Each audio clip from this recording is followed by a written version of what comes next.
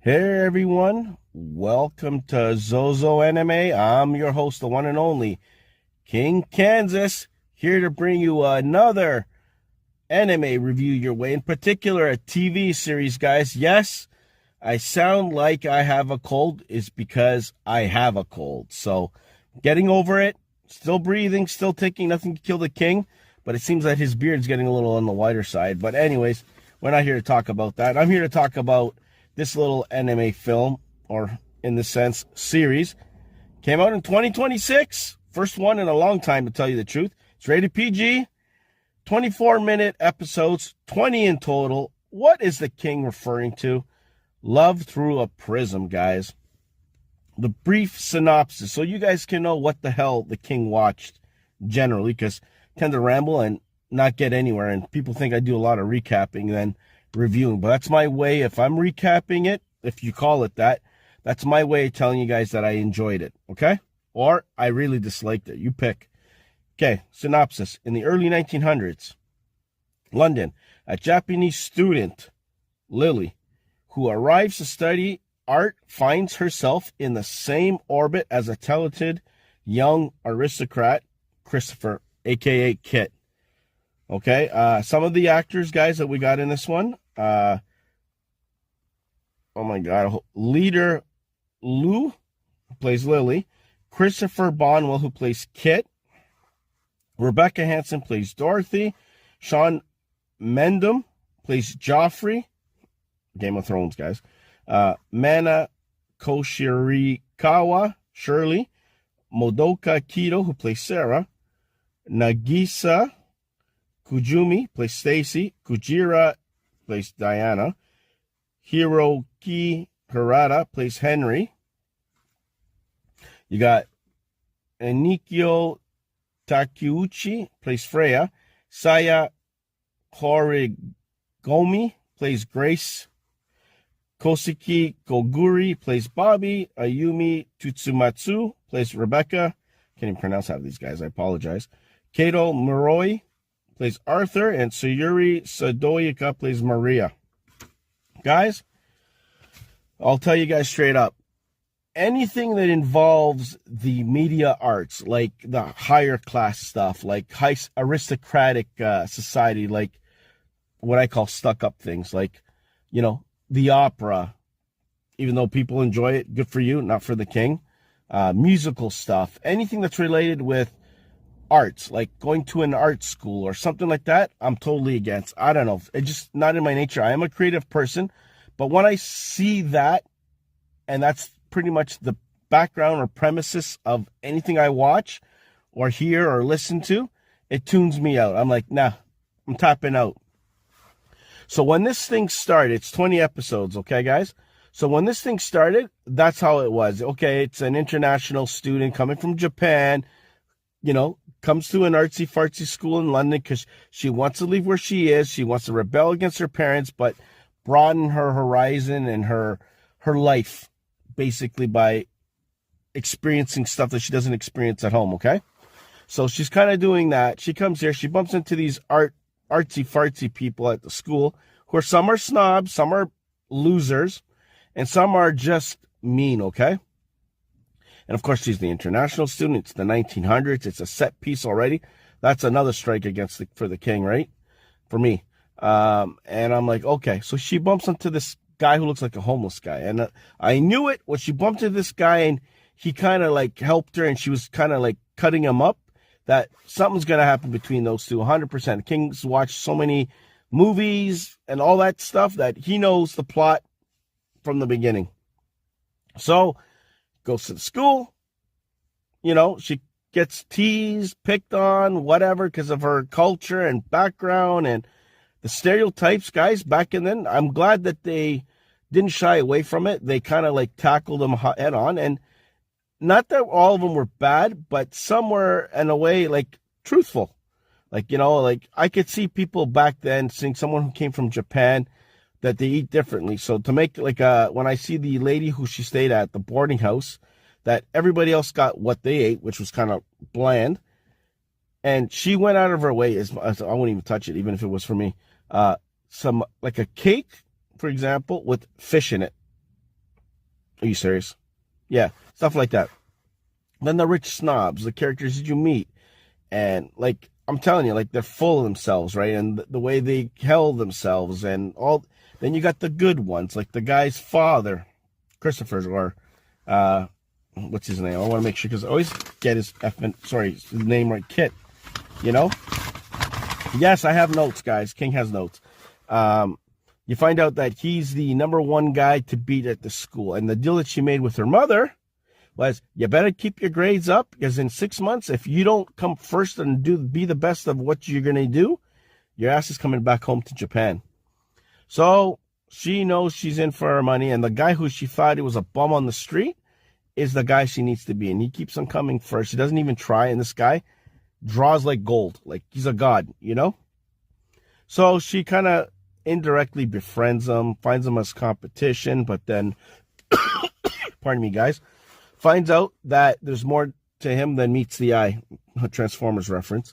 So in her indirect way, she has kind of like a love-hate, kind of healthy relationship, if you want to call it that, with her and this guy. And she not knowing what's going on, but the way they did the story with this guy's, the art was a symbol for their growing passion or love for each other, indirectly or directly in a sense. Like, they both felt something, but they used art as the tool to kind of feel those feelings, or make it okay in a sense, but them not realizing it, okay? Pardon me. So the first 10 to 12 episodes were like that, back and forth. She wanted to draw well, and she kept on asking, how do I get better like you? And this guy is like to himself, loner.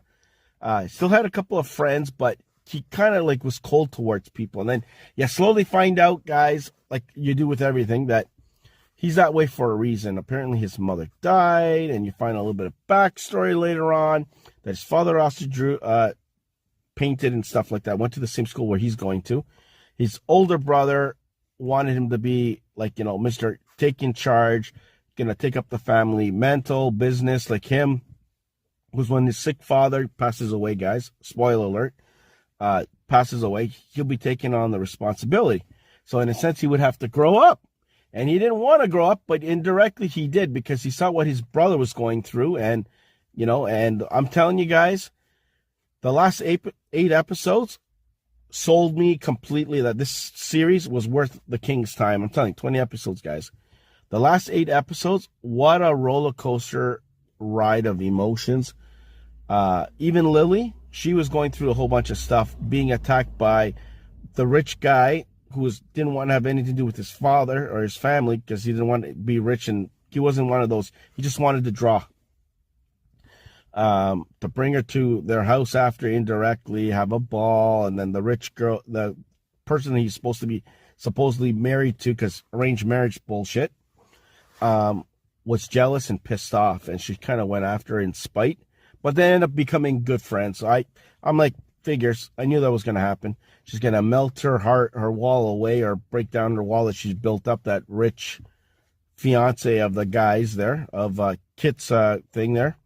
And they're going to be buds, and that's what happens. She's into fashions, and he's into arts. They find out, you know what, we're not right for each other. But everybody, this is what pissed me off a little bit, is that everybody knew that Lili had a thing for him besides her. But she realizes, yes, I do. And I'm telling you, holy crap, heartbreaking stuff, man. I think it was the second last episode. You find out that he was dropping out of school for a reason. The reason being, oh God, war. War was coming in Europe. And unfortunately, back then, if you go to war with certain countries, you get sent back. And that's what happened to anybody who was an international student, especially then. They were Japanese, they had to go back to Japan until the war settled and all that. So that was going to happen in 10 days from the time, well, this guy is actually leaving to head overseas. Hasn't told anybody. But they find out somehow that he's off to there. And that's why he dropped out of school and shit. More drama. And she wants to tell him how she really feels about him. So he's on the boat. He's floating away. And she's running, trying to whatever. And she's chirping away and shit. But instead of telling this guy don't go or something. I love you. She doesn't. She just breaks down at the end of the thing there, and then this guy goes, guys, okay? And she's left wondering, she ever going to see this guy and stuff like that. They had other tender moments, which I'm not going to get into. You guys can watch it for yourselves, but the last 8 episodes, you'll know what I mean, because that sells you on this season and series itself. So what happens, guys? He goes off to kind of like in the middle of this damn war to be an ambassador on representing the aristocratic family that he's from and stuff for his brother. And the boat sinks or gets torn up by whatever, shipwreck. He's presumed dead. Devastation. She's in Japan. I think it's in Japan. She finds out that he died through a letter, got notified from some of their friends. And then the story picks up 5 years later. This is the second last episode. And she's kind of moved on. There was another Japanese international student that she was going to apparently, she got close to indirectly. She didn't want to because her heart was broken, but whatever. He cared about her and wanted to marry her. So they were going to get married.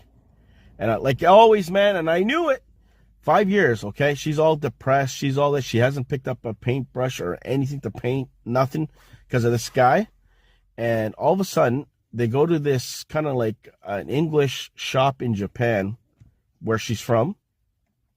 And they notice this painting. And this painting seems to be a painting that they know for a fact that this dude, Kit, has done. And she asked him, when did you get this? Oh, just a couple of months ago. I was like, hold on a second. A couple of months ago. So anyways, earlier before they got there, the guy, I can't remember his name. Let me see if I can look through my list. I don't know. Was it Arthur? I don't even know. Whatever. Guy who she's supposed to get married to here in Japan there, because, you know. Thought he saw Kit walking on the harbor, but he didn't say anything because he didn't see his face. He saw the blonde hair, the structure, whatever the hell crap. And then they get there, like whatever, and then they get another like letter of some sort that kind of like confirms that he's alive. And he's alive, guys. Oh my God, tears down her face, and oh my God, like that hit you hard. Like to think that you lost the love of your life, not saying how you felt about him, and you will never know because you think he's dead, to be in front of you. Damn. And even after he was told that they're going to get married and stuff like that, he was happy for her. So he had to get back on the ship and go back home and reclaim his life. So he did so, whatever. But circumstances, they decided, the two that were going to get married, that, you know what, she wants to get back in her heart and find herself because that's where her passion is and her love for Mr. Kit. And he realized that, hey, I'm going to go to Italy and do my sculpting because he was putting back his own self to kind of sacrifice what he wanted in life. And, you know, he would be full of regrets and to do. So they kind of agreed to this, you know, hey, we're not meant for each other. Let's book it. She goes back to England to find out that this dude, he's traveling all over the world, Joker, painting and doing all this shit, having the life of living his life, whatever. And she's waiting there. And she goes over and she started like a kimono shop in England and painting and all that stuff. So she goes to this beach where they were, and that's where he painted the last picture he wanted to ever paint before he quit to do what he had to do for his family, of her. And oh my God, man. And she went to the same place and she just sat there or whatever. And all of a sudden, this dude shows up on the beach and I was like, damn, boom, done. And then they shared a couple of, you know what, yes, I love you, blah, blah, blah, whatever the crap, a couple of words there. And, you know, they kissed for the first time and, you know, said, oh, you know what, basically, you're my world and blah, blah, blah, both sides and whatever. And that was pretty much it. So they kind of got together, lived the rest of their lives, I'm assuming there or whatever, with each other. And I love the backpedaling and the story of them, because there was a cave they were looking with lilies when they were first met on the side of the country somewhere in England. So they end up going to this cave. He goes, hey, I'll bring the blue ink if you show me where it is. You take me. That was the promise that he wrote in this book, flip book. She was an amazing artist. She did the first like flip book, kind of like, you know, when you flip the pad and you see the images move and shit. So she aced the assignment. She came first, and she kind of beat him the last time, whatever, so she could stay in the country, so she didn't have to leave originally. Before all that shit went down with her friends and him quitting and all whatever the hell, okay, guys? And yeah, man, like they went there, and there was this one painting that she's in the middle of all these lilies in the cave, and the wind starts blowing, and all of a sudden, boom, he draws it, and that was pretty much it. And they kind of, like, I wouldn't say lived happily ever after. I don't think there's going to be a second season, but they ended it well. But I'm telling you, the last 8 episodes, some of the best. Storytelling, impactful, makes you have the feels. Yeah, like, and for me, I'm telling you guys, God honest truth, I was really worried about watching this, and it's like, oh no, here's another artsy fartsy thing or a cooking type kind of whatever, just because it's set in the early 1900s of England or somewhere, some period piece, that it's going to be any good, right? You know, and yeah, man, no, it came together beautifully. It was done well. It was executed well, which it stuck the landing pretty much, guys, and totally happy with it. Loved it. Would I buy it? Yes. Would it be like top 10 for me to go rush out? I got to get this tomorrow and have it to my collection? No, but it will be added to my collection eventually down the list, but it's a must get in my books, you know? So that is my Love Through a Prism TV series review. Like, share, and subscribe. Check out my other review that's up this week, guys. Her Blue Sky. That one, I was expecting a little bit more and kind of a little bit let down. Still enjoyed it, but not like on the level of this or some of the other ones I watched. Doesn't going to make my top 10. But check it out. But next week, going to kick it into high gear, guys. Every Tuesday and Friday, the King is going to do TV series after TV series. And a lot of these things are 20 to 25 episodes. Going to watch these suckers, bring them your way, and do reviews, okay? I don't know how long it's going to last. You know, there is a time frame or, you know, an sand hourglass that, you know, the time is running out slowly because I don't know, man. Like I said, it's time consuming. And, yeah, I don't want to get into it right now, but I'm glad that you guys are here. I'm glad you're following. Thank you for the support and all that fun stuff. Check out the Movie Throne, you know. There's going to be Daredevil Season 2, Episode 1 and 2 reviews going up next week, which is going to be fabulous, or this week. I lost track, guys. I've watched so many things. I don't know what the hell's going on anymore. Movie reviews on that one, and, yeah, time is time. Like I said, everybody doesn't have a lot of it. You know, I know you guys are busy. I know my time is whatever, and sometimes you got to change your priorities. Let's just say that. But nothing to know about right now. But in time, there will be. The King will be making an announcement of some sort. But anyways, go check out the Movie Throne. Stay on this YouTube channel. Thank you for all your support. Leave your comments in the comment section. Tell me what you guys thought of this.